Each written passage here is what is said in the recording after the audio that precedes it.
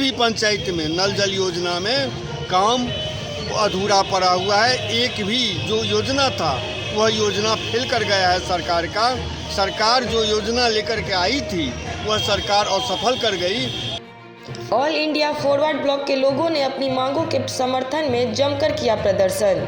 नमस्कार, मैं हूं सोनी झा और आप देख रहे हैं news mission India. All India forward block के द्वारा अपनी 6 सूत्री मांगों को लेकर मधुबनी रेलवे स्टेशन चौक से निकलकर अनुमंडल कार्यालय हेतु जिला समाहरणालय के समक्ष पहुंचकर प्रदर्शन किया और यह प्रदर्शन सभा में तब्दील हुआ। सभा की अध्यक्षता नवल किशोर यादव ने की। सभा को संबोधित करते हुए राज कमेटी सदस्य प्रेम झा ने क्या कहा, देखिए वीडियो में। किन मुद्दों को लेकर आप लोग सदर अनुमंडल पदाधिकारी के यहाँ प्रदर्शन करने वाले हैं? हम लोग जो ऑल इंडिया फॉरवर्ड ब्लॉक अनुमंडल स्तर की कमेटी की तरफ से हम लोग प्रदर्शन करने जा रहे हैं।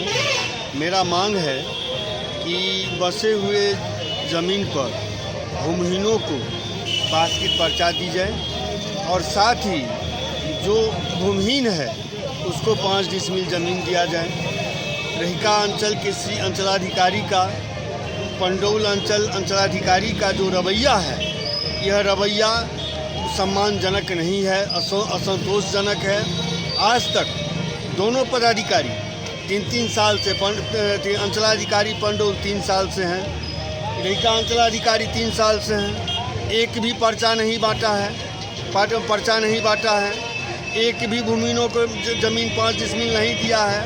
और साथ ही नल जल योजना में भारी भ्रष्टाचार है। कहीं भी किसी भी पंचायत में नल जल योजना में काम अधूरा पड़ा हुआ है। एक भी जो योजना था वह योजना फेल कर गया है सरकार का।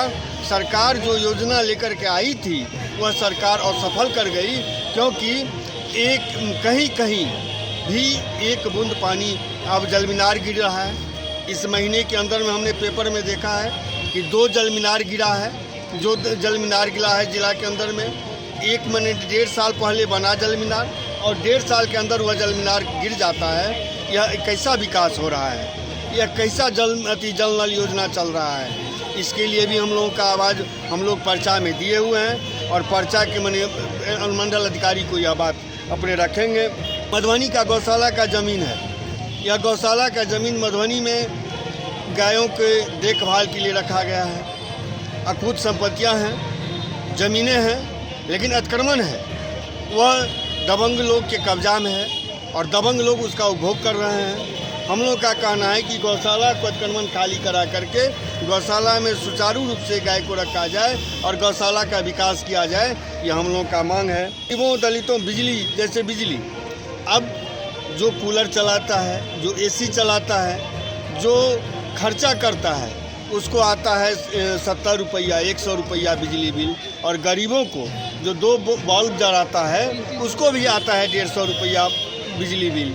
और 2-4 महीना हुआ कि बिजली में लाइन काट दिया जाता है। उनके साथ यह मजाक हो रहा है। लाइन लगा, अगर उचित बिजली बिल गरीब देने के लिए तैयार है, लेकिन अनाप शनाप बिजली बिल आता है और गरीबों को परेशान किया जा रहा है। और साथ ही मैथिली के सवाल पर केंद्र सरकार, अभी पोस्ट ऑफिस की बहाली हुआ है। पोस्ट ऑफिस केंद्र सरकार का है और केंद्र सरकार पोस्ट ऑफिस में जो परीक्षा हुआ है उसमें मैथिली और संस्कृत को वंचित कर दिया गया है। मैथिली और संस्कृत को वंचित कर दिया गया है। मिथिला के लोग, मिथिला के विद्यार्थी, मेरे बाल बच्चे मैथिली में पोस्ट ऑफिस के जो परीक्षा हुआ है C ग्रेड का, D ग्रेड का, उसमें मैथिली का परीक्षा नहीं दे पाएंगे। मैथिली में परीक्षा नहीं होगा। अगर मैथिली में परीक्षा नहीं होगा तो उसमें पोस्ट ऑफिस में नौकरी कैसे होगी? कैसे नौकरी होगी? नेपाली का है, मैंने ये कन्नड़ है, तमिल है, महाराष्ट्र मराठा है, नेपाली है, बांग्लादेशी है, बंगाली है, लेकिन मैथिली को और संस्कृत को उस परीक्षा से हटा दिया गया है। यह केंद्र सरकार की है। बिहार सरकार बीपीएससी में हटा दिया है मैथिली को। न मैथिली में बीपीएससी में परीक्षा होता है, न संस्कृत का परीक्षा होता है। तो जब परीक्षा नहीं होगा तब किस बात के हमारा विद्यार्थी, हमारा छात्र, हमारा बच्चे कैसे भी परीक्षा देंगे और कैसे पास करेंगे। अगर नेपाली में जब परीक्षा दिया जा सकता है, अगर कन्नड़ में दिया जा सकता है, बंगाली में दिया जा सकता है, क्या मैथिली में नहीं दिया जा सकता है?